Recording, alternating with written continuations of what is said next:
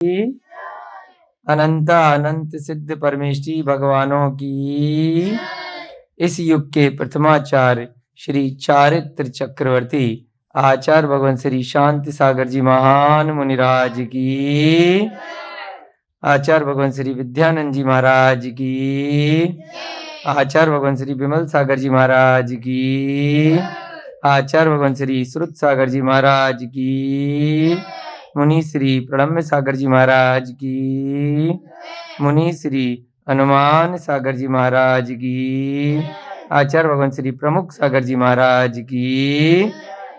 सभी ज्ञानदानम गुरुकुल के छात्र छात्राएं, नन्हे मुन्ने सहपाठी, बालक बालिकाएं, सभी ज्ञानदानम गुरुकुल शहादा महाराष्ट्र में आए हुए आगंतुक अतिथि, अन्य सभी भव्यजन, सभी श्रावक श्रेष्ठी जन, सभी त्रियंच गति के जीव जो भी संस्थानम वेदानम यहाँ पे उपचार हेतु आए हैं, और अन्य सभी भी विचरण करते हुए सभी पशु पक्षी, सभी मनुष्य गति के जीव, वीडियो के माध्यम से जो भी लोग स्वाध्याय सुन रहे हैं, वे सभी भी, उनका सबका स्वागत है। सभी को जय जिनेन्द्र, जय दो जड़ंदो। थोड़ी सी आवाज तेज कर दो भैया जी। हम लोग ब्राह्मी लिपि की भी क्लास कर रहे हैं इससे पहले, और अब प्राकृत भाषा में जो रचित प्रणम्य सागर महाराज द्वारा धम्म कहा नामक जो लघु ग्रंथों का संकलन है, उसको भी पढ़ रहे हैं। छोटे छोटे से कहानियां, किस्से हमें कुछ ना कुछ जीवन उपयोगी शिक्षा को दे रही हैं, उनको हमें लेना है और उनसे हमें सीखना है, आचरण करना है। इन छोटी छोटी कहानियों में हम पशु पक्षियों की भी कहानियां देख रहे हैं, हम चोरों की भी कहानियां देख रहे हैं, हम ऐसे ऐसे लोगों की भी कहानियां देख रहे हैं जो सत्य बोलते हैं, परंतु सत्य बोलने का कई बार ढोंग भी करते हैं। कल हमने ऐसी एक छोटी सी कहानी देखी थी, उसको जल्दी से रिवाइज करेंगे और उसके बाद एक नई कथा को लेकर आपके सामने आएंगे। कल की कक्षा में हमने थोड़ी सी आवाज कुछ अलग सी आ रही है, सत्य घोष की कथा देखी थी। आवाज ठीक करो भैया। सत्य घोष की कथा, कई बच्चे नहीं भी थे, दोबारा से उनके लिए रिवाइज हो जाएगी, और जो लोग सुन चुके हैं उनको याद हो जाएगी अच्छे से कथा। एक व्यक्ति था, उसका नाम था श्री भूति। क्या नाम था? वो राजा का मंत्री था, पुरोहित कहलाता था, परंतु वो क्या करता था? सच बोलने का ढोंग करता था। ढोंग समझते? नाटक, झूठ मूठ का।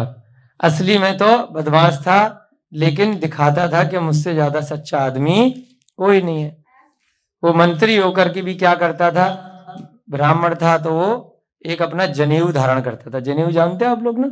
एक धागा सा लगाते हैं, वह पहचान होती है। जो लोग श्रावक होते हैं उनकी पहचान होती है कि वह मधु मांस मदिरा का सेवन नहीं करेंगे, वह सप्तव्यसन का त्याग करके रखेंगे, है ना। और कई जगह जनेऊ एक पहचान होती है कि भाई ब्राह्मण है। तो ऐसे ही वह ब्राह्मण जनेऊ धारण करके रखता था, धागा लगा करके अपने शरीर में, और उसमें क्या रखता था? एक चाकू लगा करके रखता था, उसको बोलते हैं कटारी। तो वो बोलता था कि अगर मैं कभी गलती से भी झूठ बोल दूं तो इस चाकू से अपनी जीभ काट लूंगा, क्योंकि बोलने का काम जीभ से होता है ना, मुंह के अंदर से जीभ चलती है। तो इसलिए वो बोलता था कि मैं अपनी जीभ काट लूंगा। तो ऐसे नगर में फेमस हो गया कि बड़ा सच्चा आदमी है। तो लोग उसके पास रुपया पैसा रखने लग गए कि कभी हम बाहर जा रहे हैं, कभी किसी काम से जा रहे हैं, घर में सेफ्टी नहीं है, घर में चोरी चकारी हो सकती है, लो जी इनके घर पे रख देते हैं। तो ऐसे करके वो लोगों को मूर्ख बना करके वो लोगों का पैसा रख लेता था, और उसके बाद जब कोई वापस लेने आता था तो कम ज्यादा, कभी थोड़ा सा रख लिया, दे दिया उनको झूठ मूठ में कि आपने तो इतना ही रखा था। तो ऐसे करके उसमें चोरी कर लेता था, छल कपट कर लेता था। ऐसे करके उसकी जीविका चल रही थी। राजा के पास भी कभी कभी खबर आ जाती थी कि भाई उसने बेईमानी करी है, लेकिन राजा इग्नोर कर देता था कि पता नहीं लोग ऐसे बोल रहे हैं, वो तो इतना सत्यवादी है, ऐसी झूठ बोल रहे हैं उसके बारे में। एक दिन समुद्रदत्त नाम का एक सेठ जी आए, और उनको व्यापार के लिए नगर के बाहर जाना था।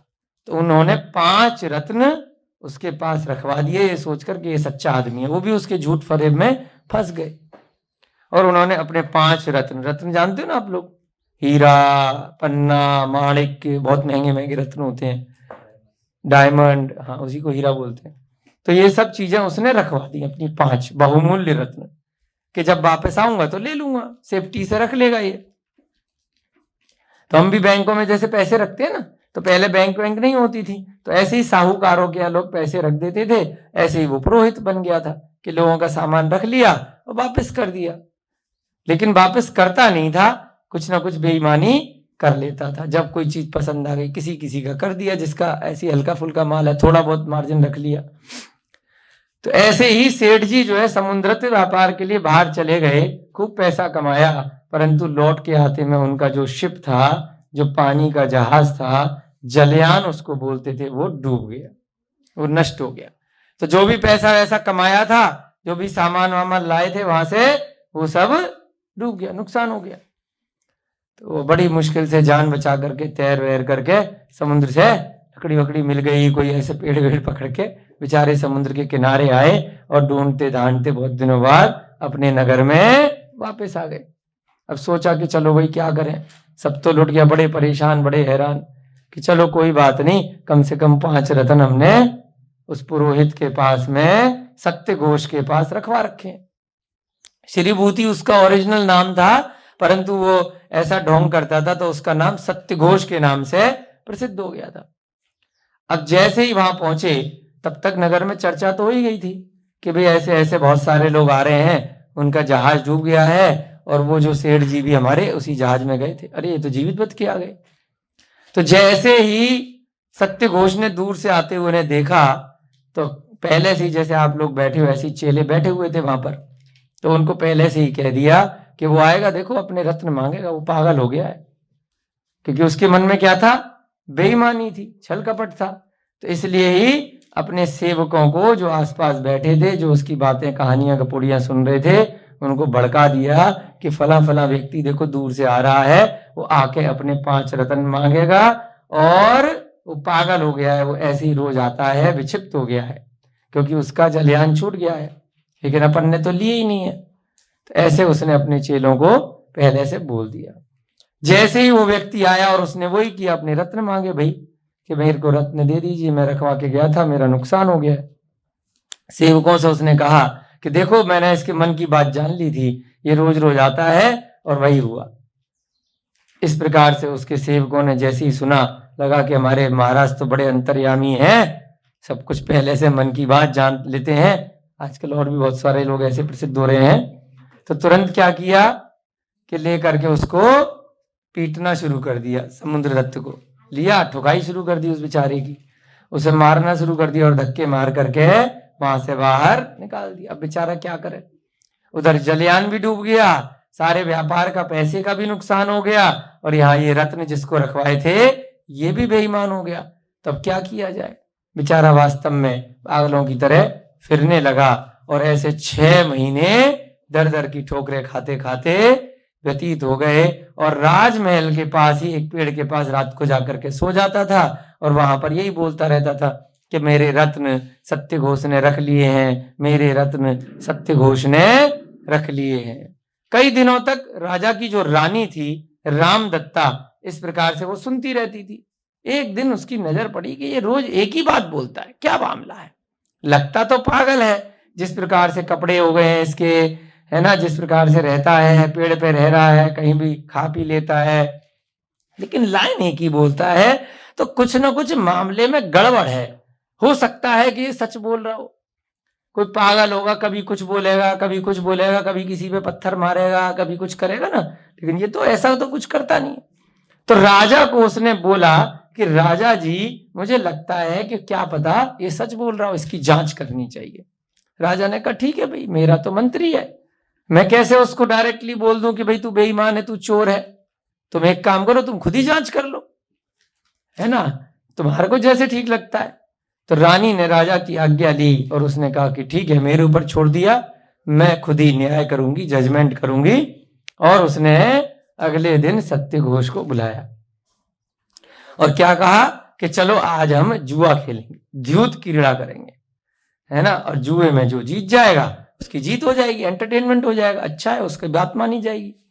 तो मंत्री भी था, ठीक है, रानी ने बोला ठीक है जी खेल लेते हैं, क्या दिक्कत है। द्यूत क्रीड़ा प्रारंभ जैसी हुई तो रानी तो उसका एग्जाम लेना चाह रही थी, उसकी परीक्षा लेना चाह रही थी। उसने अपनी एक चतुर्मती निपुणमती एक सेविका को बुलाया और उस सत्यघोष के घर भेजा, ब्राह्मणी के पास। उसकी पत्नी थी ब्राह्मणी, कि भाई पता कोई भी चीज अगर कोई व्यक्ति रखेगा घर में ही रखेगा तो पत्नी को तो पता ही होगा कि कहाँ रखा है, लॉकर कहाँ है, माल कहाँ है। तो ब्राह्मणी के पास भेज दिया सेविका को कि भाई ऐसे ऐसे तुम्हारा पति रानी के साथ में जुआ खेल रहा है, तो भाई 5 रत्न उसने मंगवाए हैं। जो पागल घूमता है ना, पागल ने जो रत्न रखे हुए हैं, उसे लगा कि भाई तीर में तुक्का लगाएंगे, अगर होगा तो ब्राह्मणी चुपचाप दे देगी कि पति ने मंगाया। लेकिन पहले से उस ब्राह्मण ने कह रखा था, पुरोहित ने, कि भाई कोई भी मेरे अलावा उन रत्नों को मांगे तो देना नहीं है ना, छुपा करके रखे हुए थे कि भाई कभी भी, क्योंकि बड़े कीमती रत्न बड़ी मुश्किल से हाथ में लगे हैं, इनको किसी को देना नहीं है, मैं ही लेके जाऊंगा तभी देना। तो ब्राह्मणी ने मना कर दिया कि नहीं नहीं, ऐसे तो मेरे पास रखा भी नहीं है, कुछ भी ऐसा है ही नहीं। उसने कहा कोई बात नहीं, वापस चली गई सेविका। जुआ शुरू हो गया। तो सबसे पहले उसने क्या जीता भाई, रानी तो चतुर थी, जुए में हरा दिया पहली चाल में। तो जो अंगूठी पहनी हुई थी, भाई पैसा तो लेके आया ही नहीं था, वो रत्न रत्न कुछ लाया नहीं, तो भाई लाओ अपनी अंगूठी दो, मुद्रिका दो। तो मुद्रिका को वह पुरोहित हार गया। उसके बाद वह मुद्रिका लेकर के सेविका को भेजा कि देखो भाई पहचान लो कि भाई हार गया है। उसके पास पहले उसने रत्न मंगाने भेजे थे, आपने नहीं दिए, एकमात्र अंगूठी थी उसके पास, वो भी हार गया है, तो अब देखो दिक्कत आ जाएगी। तो उसने कहा ब्राह्मणी ने, अरे ये भी हो सकता है कोई झूठ बोल रही हो, कुछ और बात हो। उसने फिर भी मना कर दिया कि नहीं नहीं, मेरे पास कोई रत्न नहीं है ही नहीं, तो कहां से दूं। फिर सेविका वापस आ गई अंगूठी लेकर के। उसने बताया रानी को कि भाई ब्राह्मणी तो मना कर रही है, उस पर कोई रत्न नहीं है।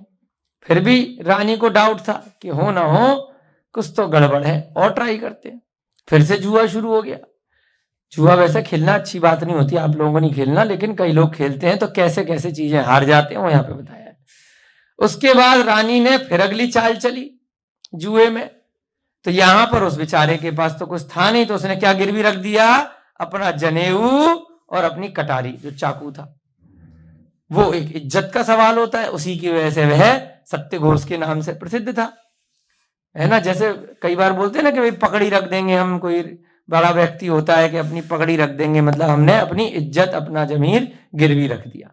तो अब वह जनेऊ और कटारी को भी जुए में हार गया। उसको बिकती नहीं कहीं पर भी, है ना, कोई पैसा नहीं मिलेगा, लेकिन उसकी इज्जत थी उसमें। अब ये दोनों चीज भी हार गया। फिर सेविका को रानी ने भेजा कि देखो भाई पहले अंगूठी गई है, अब ये जनेऊ और कटारी भी हार गया है, अब तो रत्न दे दो। उसके बाद सेविका फिर से उसके घर पहुंची और वहां जाकर के ब्राह्मणी को बोला कि भाई अब कुछ नहीं बचा, अब तो बस उसके कपड़े लत्ते बचे हैं। पता चला अगली बार वो भी ले आए, तो क्या करोगी फिर।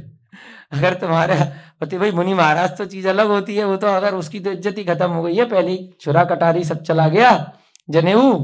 फिर ब्राह्मणी ने बहुत सोचा कि हो सकता है कि ये सच बोल रही हो और मेरे पति को वाकई रत्नों की जरूरत हो, रत्न में जुआ खेलेंगे तो कम से कम इज्जत बची रहेगी, तो चलो मैं रत्नों को दे देती हूँ। अब वह बहुत सोच विचार करके रत्नों को दे देती है, ये सोच करके कि अगर अभी भी नहीं दिए तो बाद में जो मेरा पति अगर आएगा और मुझे बहुत डांट पड़ेगी कि तेरे को मैंने 2-2 3-3 बार भेजा रत्न लेने के लिए, फिर भी नहीं दिए, तो अब रख के कब क्या करेंगे, अब तो इज्जत चली गई नगर में, अब रह करके क्या करेंगे, उसका क्या काम है, तो बहुत डांट पड़ेगी पति की। तो इसलिए इस डर से उसने 5 रत्न दे दिए।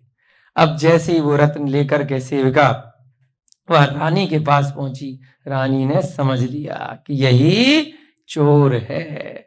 इसका मतलब ये पुरोहित ढोंग करता है सत्यघोष बनने का, इसने घर में रत्न छुपा के रखे थे और झूठ बोला कि इस प्रकार से कि ये तो रत्न इसके पास है ही नहीं। अब राजा ने कहा कि भाई कैसे परीक्षा ली जाए।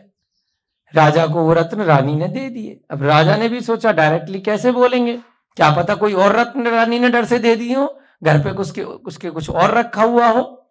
तो राजा ने और परीक्षा ली अपने तरीके से। उसने अपने बहुत सारे सैकड़ों रत्न निकाले और उन रत्नों में उन 5 रत्नों को मिक्स कर दिया कि भाई अब उस पागल को बुलाएंगे, अगर वह अपने रत्न निकाल लेगा तो इसका मतलब उसी के रत्न है, अगर वह कोई दूसरे उठा लेगा या सारे ले जाएगा इसका मतलब वो भी चोर है।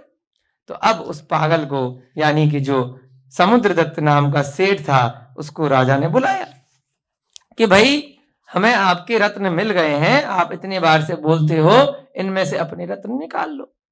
अब उस समुद्रदत्त ने क्या किया, उन सैकड़ों रत्नों में से बहुत देर तक ढूंढे और अपने 5 रत्न ईमानदारी से निकाल लिए। बाकी के कहा बाकी मेरे है ही नहीं, तो मेरा कोई काम ही नहीं है, यही मेरे 5 है। उसको रख लिया और वही 5 वही वाले थे जो रत्न सेविका लेकर के आई थी घर से। तो अब ये चीज जांच हो गई कि इसका मतलब इसको कैसे पता चलेगा कि भाई हमने सेविका से कौन से मंगाए हैं, इतने सारे रत्नों का ढेर लगा हुआ है, उसमें से इसने वही वाले निकाले। तो और कंफर्म हो गया कि इसका मतलब समुद्रदत्त चोर नहीं है। चोर कौन है, जो उनका खुद का मंत्री है, पुरोहित जो श्रीभूति है, जो सत्य घोष के नाम से प्रसिद्ध है, ये ही बदमाश है और ये नाटक करता है, ढोंग करता है सत्य बोलने का, ये बेईमान आदमी है। उसके बाद फिर से उसको मौका दिया गया कि भाई ईमानदारी से कबूल कर लो कि तुमने चोरी करी है, बदमाशी करी है। फिर सत्य घोष, एक तो चोरी ऊपर से सीना चोरी। नहीं नहीं, क्या बात करते हो राजा जी, मैं कहां से चोर हो सकता हूं, मैंने, आपको लगता है मैं आपका मंत्री, चोरी ना ना ना ना, मैं तो कर ही नहीं सकता। फिर राजा ने कहा कि बेटा ये देख, ऐसे ऐसे ये कहानी हुई थी, उसको बता दिया। उसके बाद तो फंस गया वो कि भाई पहले से ईमानदारी से अपना कबूल कर लेता तो सजा थोड़ी कम मिलती, अब तो तू हम पे ही गर्म हो रहा है और बदमाशी दिखा रहा है, तब तो तेरे को सजा ज्यादा मिलेगी। तेरे को 3 चॉइस दी जाती हैं कि या तो तू 3 थाली भर के गोबर खा, क्या खा, गोबर खा, या फिर जो मुक्केबाज होते हैं मल्ले, उनकी बॉक्सिंग झेल, धाड़ धाड़ तेरे को पीटेंगे खूब, या फिर तीसरा क्या दिया, तेरे पास अब जितना भी पैसा है वो सारा पैसा तू खजाने में जमा कर।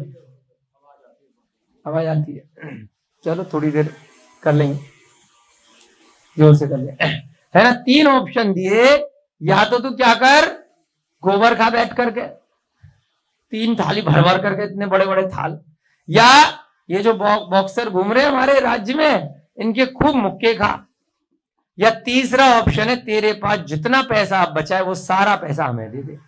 उनने कहा कि पैसा जाएगा, पैसे के चक्कर में ही तो बेईमानी करी, ना ना ना ना, मुक्का खाना पड़ेगा, हड्डी पसली टूट जाएंगी, ना ना ना, चलो एक काम करते हैं, गोबर ही खा लेते हैं।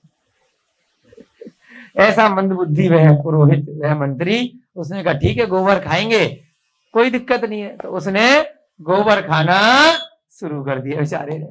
आदमी लालच में देखो क्या क्या करता है, गंद खाने लग जाता है, क्योंकि पैसे का लालच इतना बुरा होता है। जो चोर वगैरह होते हैं ना, आपने देखा होगा कितने गंदगी में रहते हैं, कितना कितना पैसा लूट करके ले जाते हैं और उसके बाद भी ऐसे गंदगी में रहते हैं, फिर जेलों में जाकर के सड़ते हैं। लेकिन उनका बुद्धि ऐसी हो जाती है, कुछ भी खाते हैं, कुछ भी पीते हैं, कितना गंदा पहनते हैं, वो उस पैसे को उपभोग नहीं कर पाते हैं, जो चोरी का धन होता है, गलत काम का जो धन होता है। ऐसे ये था, जबकि मंत्री है इतना बड़ा राजा का, फिर भी गोबर खा रहा। बताओ, दो एक थाली तो गोबर खा लिया, लेकिन पूरा नहीं खा पाया, खूब उल्टी आई खूब, लेकिन नहीं खा पाया, पूरा गोबर नहीं खा पाया। अब शर्त क्या थी, सारा खत्म करना है, 3 थाली खानी है, नहीं खा पाया।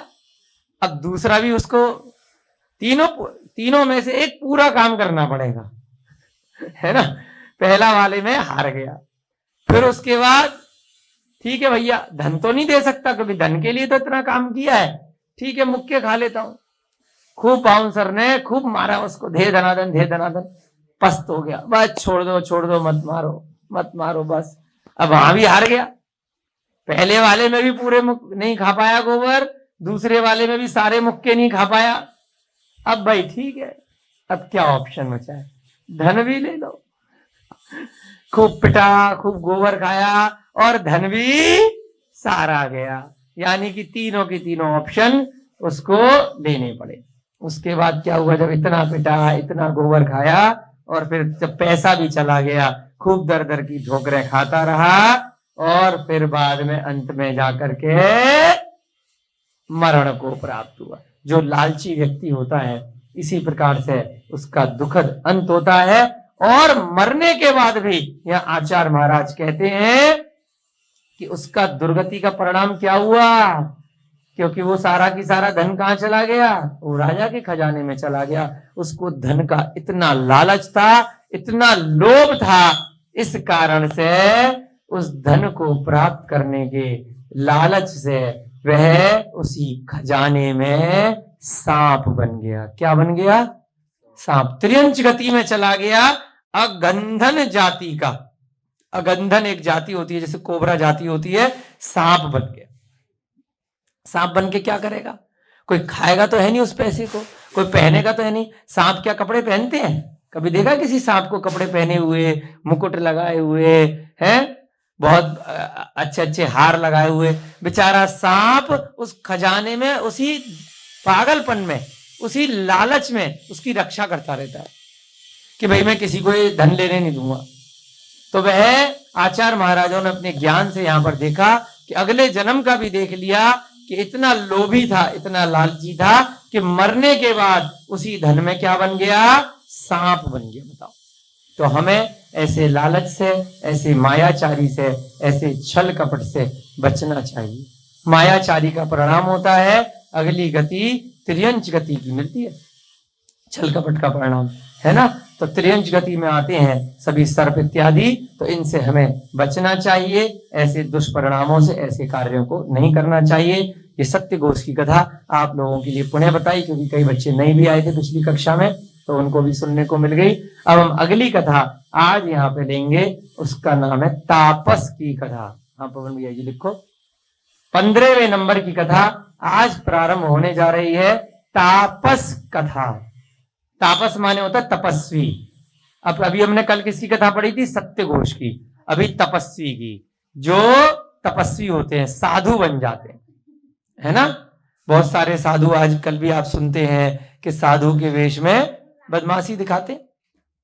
तो ऐसे ही एक तापसी की कथा आज आप सुनने जा रहे हैं, तापस कथा। वत्स देश की कौशाम्बी नगरी में राजा सिंह रथ निवास करते थे। कौन निवास करते थे? राजा सिंह रथ। कहां पर? वत्स देश की कौशाम्बी नगरी में, है ना। कौशाम्बी नाम की नगरी थी, उसमें राजा सिंह रथ निवास करते थे, है ना। सिंह नहीं होता बेटा, हा होता है ना, उस दिन भी बताया था आपको। सिंह रथ, हा, है ना। राजा सिंह रथ निवास करते थे। कहां पर? कौशाम्बी नगरी में। लिख दो कौशाम्बी। आजकल भी है कौशाम्बी नाम की नगरी बिहार में। उनकी रानी का नाम था विजया। क्या नाम था? कौशाम्बी। शाह के ऊपर बिंदी आएगी बेटा। रानी का नाम क्या था? विजया। लिखो विजया। पहले भी आपको बताया, जितनी देर की कथा चलेगी उतनी देर हमें जगह के नाम, राजा रानी के नाम, सारे मुख्य पात्रों के नाम याद रखने हैं, ठीक है। क्या नाम है? विजया नाम की रानी है वहां पे।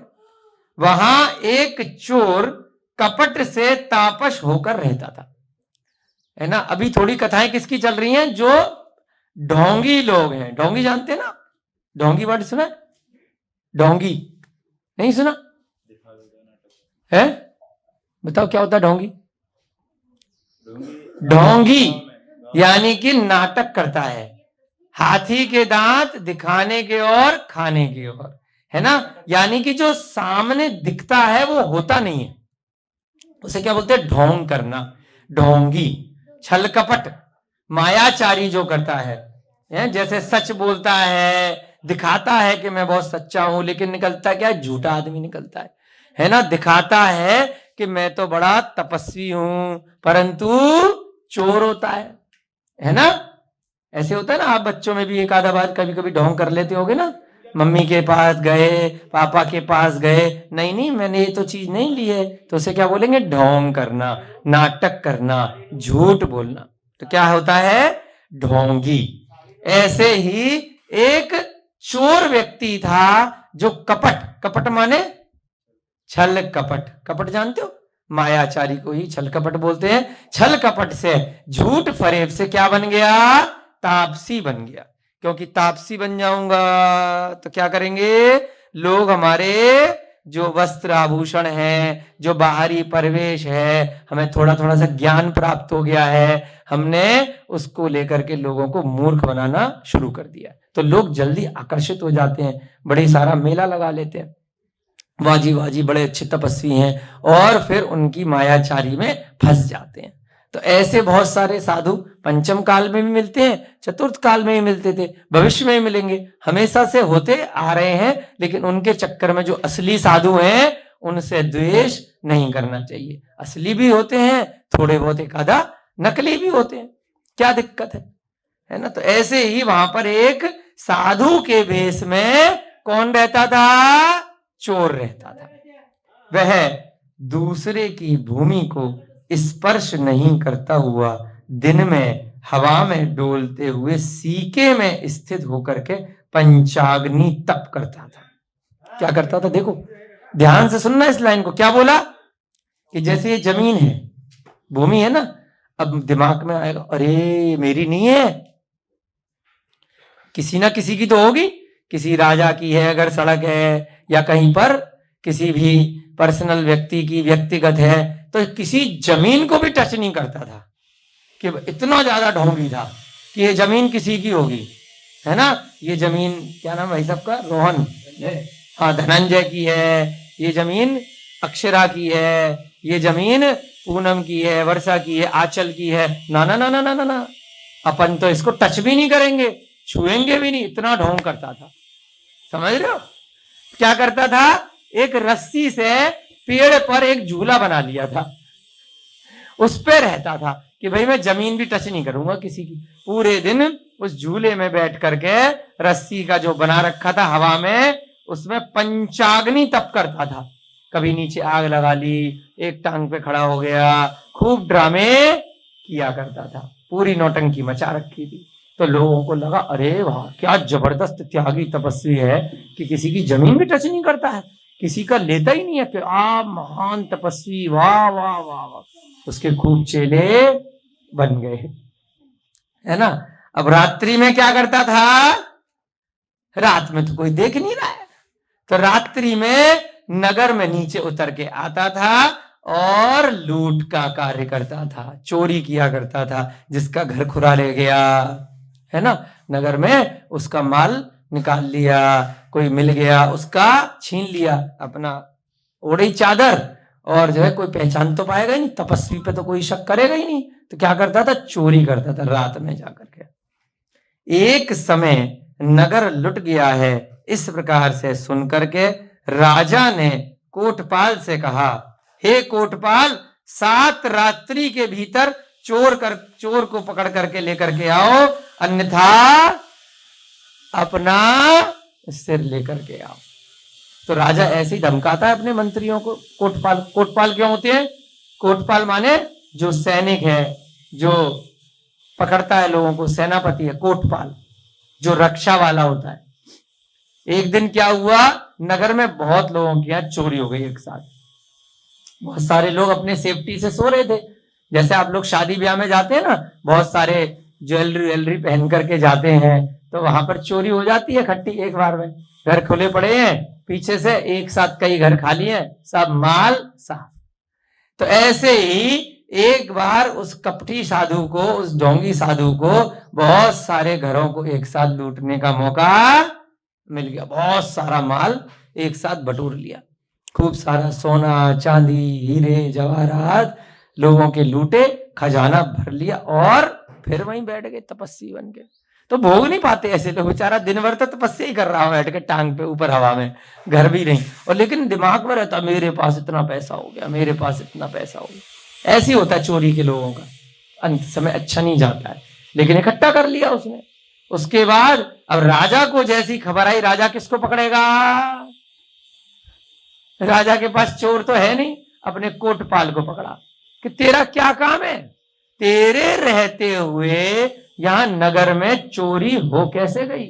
या तो 7 रात्रि के भीतर, यानी कि 7 दिन में, 7 दिन का टाइम दे दिया टारगेट, 7 डेज में चोर को लेकर के आ, नहीं तो तेरे को ही निपटा देंगे। अब भाई डर के मारे वो तो कुछ तो करेगा ही, खूब अपना साम दाम दंडभेद लगाएगा, 24 घंटे अपनी सेना लगा देगा, है ना। ऐसी पुलिस वालों को टारगेट दिया जाता है। कोई नेताजी मंत्री जी होते हैं ना, अगर उनकी भैंस भी खो जाए और पुलिस वाले को, मंत्री को धमका दिया जाए, एसएचओ को, तो 24 घंटे में सब भैंस भी आ जाती है।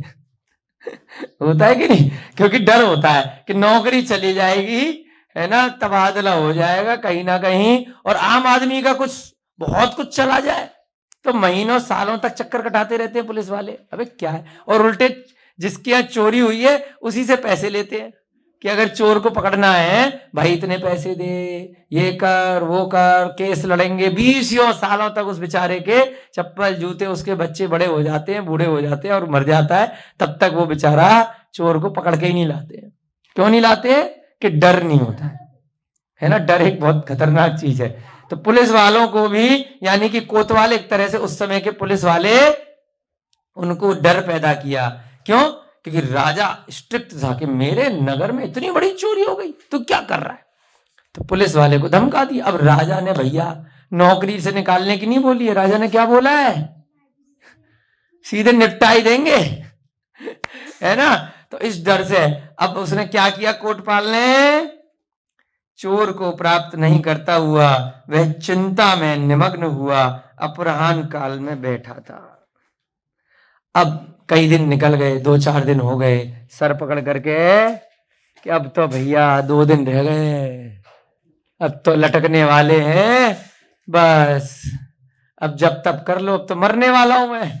कोटपाल ने क्या सोचा, चोर तो पकड़ में आ नहीं रहा, राजा छोड़ेगा नहीं, है ना। तो अपना भैया परेशान हैरान, अपराह्न काल माने जो दिन का समय है, इधर उधर बैठा हुआ, चोर को प्राप्त नहीं किया और बड़ी चिंता में, बड़ी टेंशन में कि अब तो खेल खत्म। तभी किसी भूखे ब्राह्मण ने उससे भोजन मांग लिया। बड़ा परेशान बैठा है, बहुत टेंशन में, बीपी हाई हो रहा है ना। आजकल क्या होता है, डिप्रेशन बोलते हैं ना, चिंता हो जाती है, डिप्रेशन में बैठा है ना। सुसाइड करने के थॉट आ रहे हैं, क्योंकि सुसाइड भी क्या करेगा, 2-4 दिन बाद तो मरना ही है। अब चोर तो पकड़ में आ नहीं रहा, सारे नगर में घर घर ढूंढ लिया, कोई समझ में ही नहीं आ रहा है चोर। एक एक व्यक्ति से पूछ लिया 4-5 दिन में, कुछ नहीं छोड़ा, सारे सैनिक भेज रखे हैं, लेकिन चोर नाम का कोई व्यक्ति समझ में ही नहीं आ रहा है, किसी के घर पे माल ही नहीं मिल रहा है। तो तभी क्या हुआ, एक भूखे ब्राह्मण ने, ब्राह्मण घूमते हैं भाई, भिक्षा मांग ली कि बेटा कुछ है तो दे दो। कोटपाल ने कहा, अब उसको पहले से खुंदक आ रही थी, गुस्सा आ रही थी बहुत, हे ब्राह्मण, तुम मेरे अभिप्राय को नहीं जानते हो, यानी कि तुम्हें दिखाई नहीं दे रहा मैं पहले से कितना परेशान हूं। मैं बिल्कुल, मेरी जान पे आफत आ रखी है, तुम्हें खाना चाहिए है। तुम्हारा दिमाग तो ठीक है, गुस्से में आदमी क्या होता है, आदमी टेंशन में बैठा हो और वहां आकर के पैसा मांगने को आ जाए, भैया 2 रुपए दे दो, आ जाते ना कई बार भिखारी लोग, और पहले से ही एग्जाम की टेंशन है, घर में लड़ाई हो गई है, मम्मी ने मार लगाई है, और उधर कोई पैसे मांगने आ गया, खाना मांगने आया, खूब गुस्सा आएगा नहीं आएगा। तो ऐसे ही उस कोटपाल का हाल हुआ। ब्राह्मण ने कहा, बेटा 2 दिन से भूखा हूं, दे दो बेटा।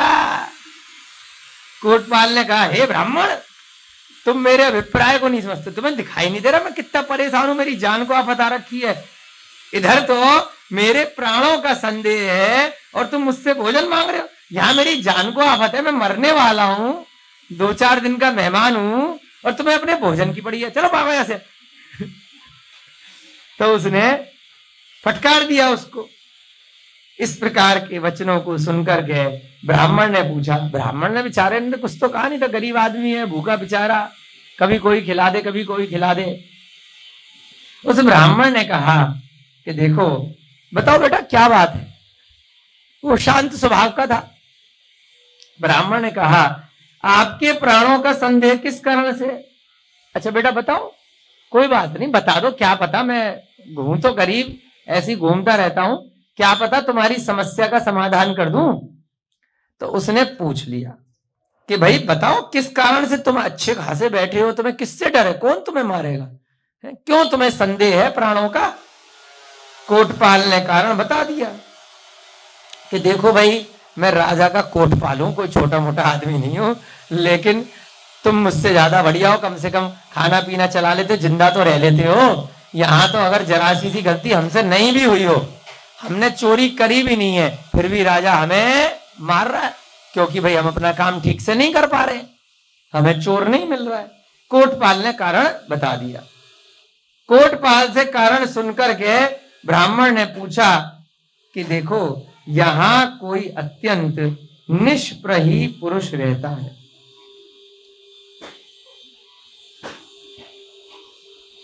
कोटपाल से कारण सुनकर के ब्राह्मण ने पूछा, ब्राह्मण ने उस मंत्री से पूछा कि भाई तुम्हें ऐसा लगता है क्या, तुम्हारे नगर में निष्प्रही, निष्प्रही माने कोई भी ऐसा दुष्ट व्यक्ति ऐसा रहता है क्या जो ऐसी चोरी कर सकता है,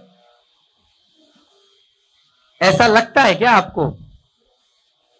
तो कोटपाल ने कहा कि एक विशिष्ट तपस्वी निवास करता है, किंतु उसका यह कार्य संभव नहीं है। अब देखा तो उस तपस्वी को सबने था वहीं आसपास, हमने सबको चेक कर लिया, बस ये तपस्वी को चेक नहीं किया है कि कोई ऐसा व्यक्ति तुमने देखा है क्या।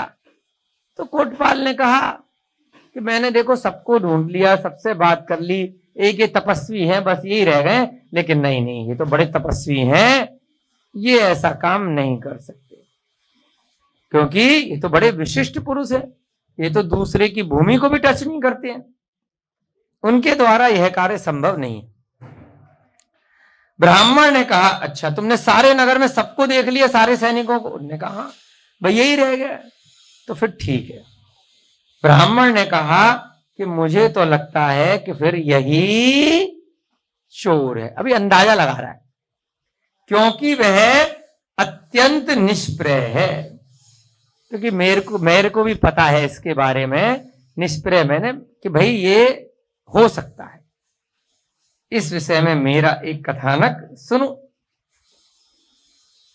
अब वो अपने जीवन के अनुभव, कथानक माने अपनी कथाएं, ब्राह्मण उस मंत्री को, उस कोटपाल को सुनाता है कि देखो, जो दिखता है वह जरूरी नहीं है वही वास्तव में हो, तो कुछ ना कुछ हमें हमेशा जांच पड़ताल करके ही निर्णय करना चाहिए, क्योंकि दिखने में केवल आप सामने से आंखों से देख सकते हो, ऐसे ही जो सुनाई दिया है जरूरी नहीं है वह सत्य हो, जो स्पर्श किया है जरूरी नहीं है वह वैसा ही हो, जो सूंघा है जरूरी नहीं हो वह वैसा ही हो, जो चखा है जरूरी नहीं है वो वैसा ही हो। क्यों, ऐसा क्यों भाई, ऐसा क्यों है? क्योंकि इंद्रियों के परे भी कोई विषय वस्तु होती है, अभिप्राय कुछ और हो सकता है। मनीष जी ने कुछ कहा लेकिन उनका मतलब कुछ और था कहने का, है ना, उसका अभिप्राय कुछ और हो सकता था, हमने केवल शब्द पकड़ लिए और उससे अर्थ निकाल लिया, यह भी तो हो सकता है। तो इसलिए जो दिखता है, जो नेत्रों से हमने देखा, वो जरूरी नहीं है कि वही कार्य हुआ हो। वह हो सकता है किसी को ऐसे ही मां पुत्र को ऐसे ही थप्पड़ मार रही हो मजाक मजाक में समझाने के लिए, परंतु किसी ने देखा, उसने कहा ये तो बहुत जोर से मार रही है। ऐसे ही किसी ने चाकू ले रखा हो किसी सब्जी को काटने के लिए, किसी ने समझ लिया, वहीं पर किसी का वध भी हो गया, बाद में किसी ने समझ लिया कि भाई मैंने उसके हाथ में चाकू देखा था, अब पता चला वो फल काट रहा था, मान लिया गया कि उसने किसी की हत्या कर ली है। जो देखा है जरूरी नहीं है कि वह उसी प्रकार से सत्य हो। तो ऐसे ही यहां पर ब्राह्मण अपने जीवन के कथानक को समझाएगा कि भाई मैंने भी अपने जीवन में ऐसी बहुत सारी बातें देखी हैं जो वास्तव में सत्य नहीं निकली। तो इसलिए आप जो तपस्वी को देख रहे हो ना छीके पर, मैं भी देख रहा हूं, जांच करेंगे अपन इसकी। अगर वह जांच में खरा उतरा तो सही है, नहीं उतरा तो चोर हो सकता है। जैसे पिछली कथा में सत्य घोष के बारे में हुआ, ऐसे ही यहाँ पर वह अपने कुछ कथानक यहाँ पर सुनाएगा। कौन सुनाएगा? वह ब्राह्मण। किसको सुनाएगा? उस कोतपाल को। समय बहुत है, मरने तो वाला ही है, तो मेरी कहानी सुन करके मर जाओ, क्या दिक्कत है। जैसे आप लोगों को बेचारे जीवन सबको पूरा करना है, तो कुछ ना कुछ इन ग्रंथों को पढ़कर ही सीख जाओ, है ना। क्या पता कुछ भला हो जाए, नहीं हो तो कोई बात नहीं। तो ऐसी पहली कथा उसने सुनाई कि देखो मेरे जीवन में भी ऐसी कई बातें हुई हैं। आप कोटपाल साहब सुन लो, क्या पता आपको कुछ इससे संदेश क्लिक हो जाए। मेरी ब्राह्मणी स्वयं अपने को महासती इस प्रकार से कहती थी। देखो मैं दुनिया का क्या कहूं, है। मेरी अपनी पत्नी ब्राह्मणी बोलती थी कि महासती हूं। सती माने कि भाई मैं बड़ी ही ब्रह्मचर्य का पालन करने वाली, है ना, शील व्रत का पालन करने वाली, बस मात्र अपने पति के साथ रहने वाली हूं, सती है। सती बोलते हैं ना, सीता को सती बोलते हैं। बहुत सारी ऐसी पुराने स्त्रियां रही हैं जो अपने पति के अलावा किसी को देखती भी नहीं। मेरी जो ब्राह्मणी अपनी पत्नी जिसके साथ मैं रहता हूं, वो अपने को महासती बोलती है और बार बार कहती है कि मैं पर पुरुष के शरीर का भी स्पर्श नहीं करती। यानी कि किसी कोई दूसरा अगर पुरुष दिख गया तो गलती से भी उसको टच नहीं करूंगी, क्योंकि मैं बड़ी महासती हूं। ऐसा मेरी स्वयं की पत्नी कहती है ना। यहां तो आपको तपस्वी की कहानी बता रहे हैं, परंतु वो ब्राह्मण क्या कह रहा है? मेरे घर की सुन लो। अब अकेला बैठा हूं, अपने घर गृहस्थी की बात अकेले अकेले दो पुरुष बता देते हैं, क्या दिक्कत है। पत्नी को पता चल जाएगी कि पत्नी की बात बता रहा है ब्राह्मण, दे लठ खाना नहीं मिलेगा, लेकिन बाहर तो सब बता देते हैं, है ना, कि भाई बताना मत, लेकिन मेरी बात सुन लो कि मेरी पत्नी कैसी है। ठीक है, वह पर पुरुष का स्पर्श भी नहीं करती है, ऐसा बोलती है। और इस प्रकार कहती हुई वह अपने पुत्र को भी अपने शरीर को कपड़े से आच्छादित करके दूध पिलाती है। देखो क्या खतरनाक काम करती है। छोटा सा बच्चा हो जाता है ना, उसका अपना बच्चा है, हमारा अपना बच्चा है, कि उसको दूध भी वो स्पर्श नहीं कराती, तो बीच में एक कपड़ा लगा करके पिलाती है कि भाई पर पुरुष हो गया मेरा अपना बच्चा भी। इतना ढोंग किया करती है। ढोंगी के ऊपर कहानियां चल रही हैं कि ढोंगी लोग कैसे होते हैं। सांप बन गया ना वो ढोंगी सत्य घोष, तो ऐसे ही यहां पर भी एक कहानी चल रही है कि मेरी अपनी पत्नी इतना ढोंग करती है कि पर पुरुष का मेरा शरीर न छूले, तो दिखाने के लिए क्या करती है कि जब दूध पिलाती है अपने बच्चे को अपने स्तन से, तो कपड़ा लगा करके पिलाती है कि भाई टच नहीं कर ले। इतना तगड़ा ढोंग, क्या ड्रामा है। और रात्रि में क्या करती है? वह घर के नौकर के साथ कुकर्म करती है। ये होता है ढोंग, दिखावे के काम और वास्तविकता और, कि जब जो है उसे लगता है कि भाई मैं कहीं और हूं, मैं तो सोया हुआ हूं, तो वह घर के नौकर के साथ गलत काम करती है। बताओ। और ढोंग कैसे दिखाती है कि मैं इस प्रकार से कितना महासती सावित्री बन के रहती हूं। तो इस प्रकार से एक दिन जब मैंने ऐसा देख लिया, तो भैया मुझे संपूर्ण इस संसार से वैराग्य हो गया कि इस संसार में हर जीव ही ऐसा छल कपट वाला है। जब मेरी पत्नी ऐसा कर रही है, तो पर लोगों का मैं क्या करूंगा इस संसार में, कि बाकी के लोगों पे विश्वास में कैसे कर सकता हूं। अपने नौकर चाकर, अपने कर्मचारी, व्यापारी, बाकी के सारे जिनको मैं जानता भी नहीं, राजा महाराजा, हम क्या कहते हैं, अरे वो मंत्री बन गया, वो पुलिस वाला बन गया, वो नेता बन गया, वो मेरे साथ धोखा कर रहा। भाई वो तो मेरा कुछ है ही नहीं। तो जब मेरी पत्नी मुझे इतना तगड़ा धोखा दे सकती है, तो इस संसार में मेरा कोई भी अपना नहीं है। इसलिए मुझे क्या हो गया? मुझे वैराग्य हो गया। और मैं इस कारण से तीर्थ यात्रा के निमित्त से निकल पड़ा कि इस संसार में कुछ नहीं है। मैं सर घर बार छोड़ करके निकल गया। ऐसे लोग निकल जाते हैं। आटे का मुर्गा की कथा में भी हमने ऐसी पढ़ा था, राजा यशोधर की कहानी थी, है ना। और भी बहुत सारे हमें साधु महाराज मिलते हैं। उनके वो साधु क्यों बने, है ना मनीष भैया जी, आपके इस्कॉन वगैरह में भी कोई ना कोई निमित्त मिलता है इस संसार में।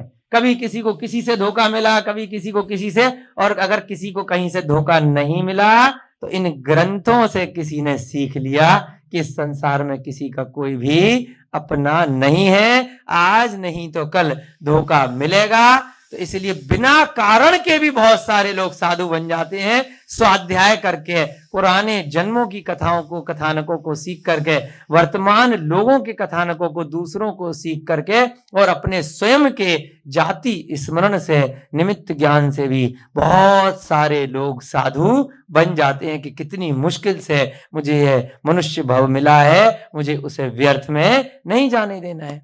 कोई दिगंबर साधु बन जाता है, कोई श्वेतांबर बन जाता है, तो कोई अन्य मति में चला जाता है, यानी कि वैराग्य को धारण कर लेता है, संसार से निकल जाता है।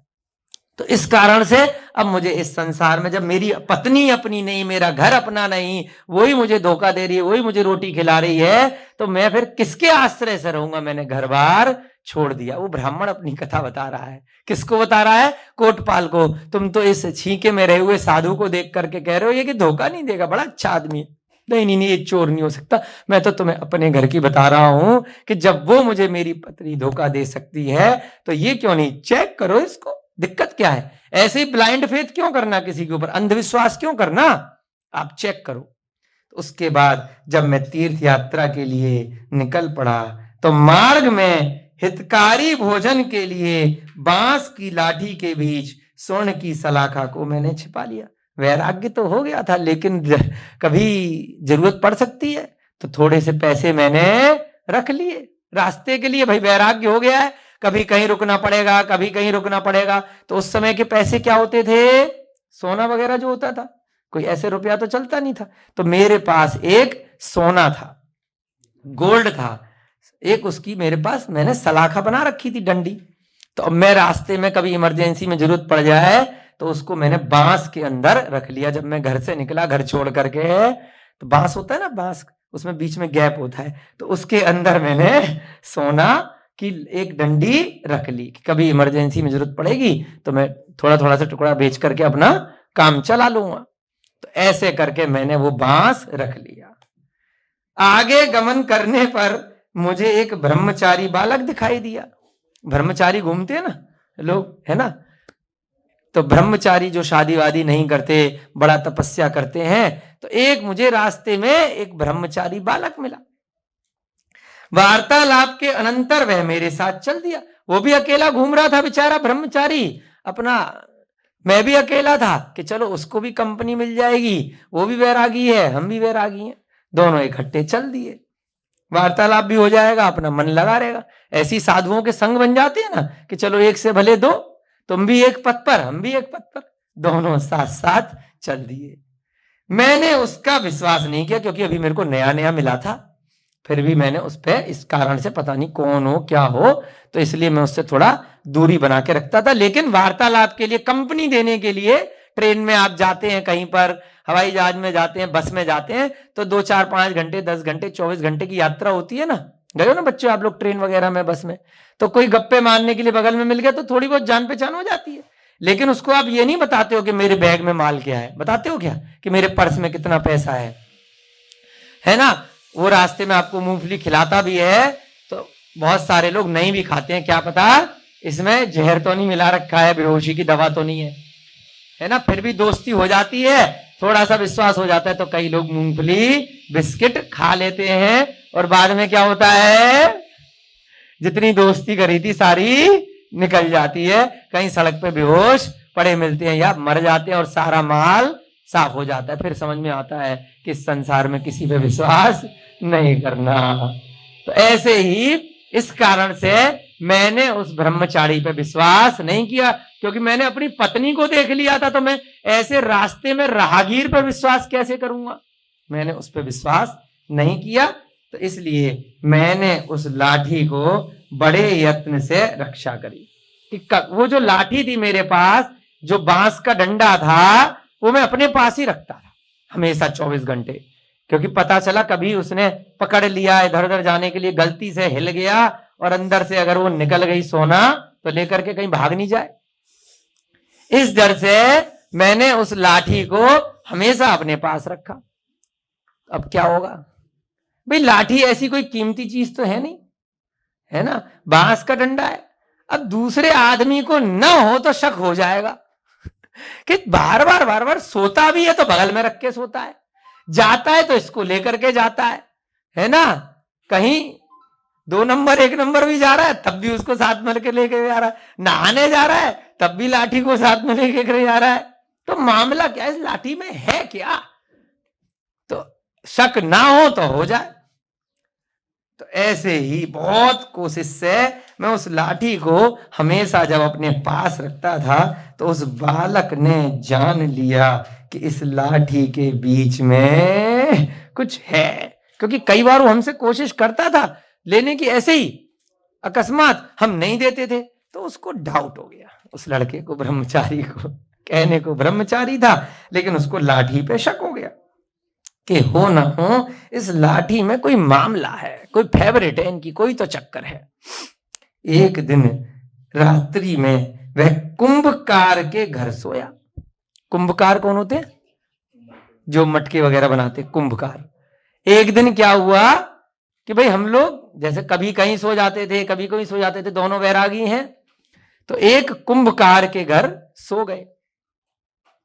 प्रातः काल होने पर जब वह उस घर से दूर आ गया, है ना, जैसे पत्नी का नाटक था ऐसी उसका भी नाटक चलेगा कोई। अब वो प्रातः काल हुई तो अपन लोग दूर निकल आए, तब माथे के ऊपर लगे हुए जीर्ण तृण को देख करके कपट से मेरे समक्ष कहता है, फिर शब्द आ गया कपट, है ना, यानी कि छल कपट मायाचारी। माथे पे एक तृण, तृण माने होता घास, जीर्ण माने एक टूटा हुआ, जीर्ण शीर्ण, एक घास लगी रह गई, क्योंकि भाई वो जो कुंभकार है मिट्टी विट्टी के काम करता है तो वहां पे घास फूस वगैरह रही होगी, जहां पे भी सोया होगा चटाई पे कहीं पर भी, तो एक घास लगी सोते में रह गई। क्या रह गई, एक घास का तिनका, तृण उसके माथे पे लगा रह गया। अब वह तृण को उसने जब आया वापस यहाँ पे, इतनी दूर चला आया तो हाथ, अरे घास लगी रह गई, क्या कहता है देखो, हा मैंने पर तृण को ग्रहण कर लिया। मैंने, पर माने दूसरा, मैंने दूसरे के घास को लेकर के ले आया मैं। अरे हाँ तो जैसे वो साधु है ना कि मैं दूसरे की जमीन को टच नहीं करता हूं इसलिए हवा में रहता हूं, उसने क्या कहा ब्रह्मचारी ने कि अरे ये तो उसके घर का घास है, मैं लेकर के इतनी दूर कैसे आ गया, ना बाबा ना, तौबा, अरे नहीं, उसने अपने मन से घास नहीं दी थी, है ना, भोजन इत्यादि लोग खा सकते हैं जो दान में मिला हो, ये तो मैं धोखे से घास को ले आया, वो भी किसके, दूसरे के घर से घास का एक तिनका ले आया हूं। क्या कहा, एक तिनका घास, देखिए ये भी चोरी के उसमें आ जाता है बिना मांगे किसी की वस्तु ले ली और घास का तिनका ले लिया, उसने दिया ही नहीं हमें। नहीं, मैंने तो धोखे से पर तृण को ग्रहण कर लिया। इस प्रकार कह करके वे भागा लौटा कि नहीं मैं तो उसको वापस करके आऊंगा अब इतने किलोमीटर दूर आ गया था, वो खाली उस घास के तिनके को वापस करने के लिए बहुत दूर वापस कुंभकार के घर में गया। अब कहां तो सुबह आ गया था दूसरी जगह, फिर वापस गया, तो ऐसे करके वो घास का तिनका कुंभकार के घर में वापस फेंक करके आया कि तेरा तिनका तुझे मुबारक। और फिर वापस आया मेरे पास, तो आते आते सायंकाल हो गया कि भाई इतनी दूर गया पैदल, फिर वापस आया तो सुबह की शाम हो गई। मुझे लगा कि बेटा बड़ा भूखा है, वापस आया तो सायंकाल हो गई। तब तक मैं भोजन कर चुका था। अब भाई मैंने तो खाना पीना अपना खा लिया था। ब्राह्मण अपनी कथा बता रहा है, किसको बता रहा है, कोटपाल को बता रहा है। पहली कथा बताई अपनी पत्नी की, दूसरी कथा बता रहा है कि जब मैं वहां से निकल गया तो रास्ते में मुझे एक ब्रह्मचारी मिला। दूसरी कथा बता रहा है उस ब्रह्मचारी की जिसका वेश ब्रह्मचारी का और मन कैसा है ना। अब रात को आते आते सायंकाल हो गया। भाई मैं तो रात में खाता नहीं, तो मैंने खाना पीना खा लिया था। वह बालक, अब उससे लगा कि भाई ठीक है, कहीं कुछ अभी रात्रि भोजन का त्याग नहीं था उसका, कि चल भाई अब यहां तो खाना बन गया है कि तू अब भिक्षा के लिए कहीं जाकर के खाना खा ले। तो उसने कहा मैं देखता हूं आसपास किसी का मकान होगा तो भिक्षा मांग लूंगा, ब्राह्मण को कोई दे देगा तो मैं खा लूंगा। तो भिक्षा के लिए जब वह बाहर जाने की इच्छा करने लगा तब मैंने चिंतन किया, अरे रे रे रे रे रे रे रे, बेचारा दूसरे का तृण भी ग्रहण नहीं करता है, कितना परम तपस्वी है। अब तू रात में कहीं बाहर जाएगा है ना, ये तो कितना अति पवित्र है, इससे ज्यादा पवित्र तो बालक मैंने आज तक देखा ही नहीं, मेरी पत्नी भी ऐसी नहीं थी, कितना पवित्र है। अरे राम राम, मैं तो धन्य हो गया, ये मेरे साथ में है। तो मैं इसको क्या किया, ये तो दूसरे का घास भी ग्रहण नहीं करता है। और इस विश्वास से अगर वो रास्ते में अब रात्रि में भिक्षा के लिए जाएगा और किसी कुत्ते ने उसके ऊपर भौंक दिया तो बेचारे को चोट लग जाएगी। कुत्तों से बचने के लिए ले जा बेटा, मेरी लाठी ले जा। ये बेचारा मेरी लाठी का क्या करेगा, इसको तो पता भी नहीं है इसके अंदर सोना है। तो मैंने कुत्तों से, इतने दिन से कई बार मेरे से लाठी मांगता था, मैं नहीं देता था क्योंकि मुझे इस पर विश्वास नहीं था। परंतु आज तो इसने मेरा दिल जीत लिया कि एक तिनका भी किसी का नहीं रखता है, तो ये इसने मेरा सोना अगर इसे दिख भी गया तो रखेगा थोड़ी, कितना ईमानदार आदमी है। तो मैंने इस विश्वास से रास्ते में कोई कुत्ता इसके ऊपर न भौंके तो क्या दे दी, अपनी लाठी इसको पकड़ा दी। उस लाठी को लेकर के जब से वो गया है तब से आज तक पुनः लौट करके नहीं आया, है ना। किसको बता रहा है ये, कोटपाल को, कि जो दिखता है वो भाई साहब होता नहीं है। मैंने पत्नी को भी देखा, मैंने उस ब्रह्मचारी को जो तृण नहीं लेता था मैंने उसको भी देख लिया। और अगली कथा भी आपका समय हो रहा है ना, और भी 2 कथाएं वो ब्राह्मण आगे इसमें समझाएगा कि और भी मैंने बहुत धोखे खाए हैं, ऐसे ही नहीं बाल सफेद कर लिए, ऐसे ही नहीं जंगल में बैठ करके तपस्या कर रहा हूं, ऐसे ऐसे धोखे। इनसे ये आपको बच्चों क्यों सुनाए जा रहे हैं, क्योंकि हमें कभी भी किसी पर अति विश्वास नहीं करना चाहिए, है ना। हमें परीक्षा करनी चाहिए, विश्वास तो देखो करना ही पड़ता है कई बार, लेकिन फिर भी अगर ऐसा लगता है कि ये व्यक्ति ऐसा कर सकता है तो परीक्षा करनी चाहिए। उसको सिखाया यहां पर जा रहा है कि कोई भी व्यक्ति कभी भी आपको धोखा किसी भी क्षण दे सकता है, और आपको भी कभी भी किसी को धोखा नहीं देना चाहिए, क्योंकि जिसने धोखा दिया उसका भी परिणाम बहुत बुरा होता है। तो ये मत सोचो कि हम अगर किसी को धोखा देंगे तो माला माल हो जाएंगे, हम भी त्रियंच गति के जीव सांप जैसे बन सकते हैं, और हमें दूसरे के धोखों से भी हमेशा बचना चाहिए। इस प्रकार से ये तापसी की घटना, तापसी की कथा कल की कक्षा में आगे कंटिन्यू रखेंगे। तब तक के लिए सभी को जय जिनेन्द्र, जय यदु जुड़ंदो, जय बोली महावीर भगवान की, अनंता अनंत सिद्ध परमेष्टि भगवानों की, आचार्य भगवान श्री शांति सागर जी महान मुनिराज की, आचार्य भगवान श्री विद्यानंद जी महाराज की, मुनि श्री प्रणम्य सागर जी महाराज की, मुनि श्री हनुमान सागर जी महाराज की। सभी को जय जिनेन्द्र, जय यदु जुड़ंदो। अभी जाना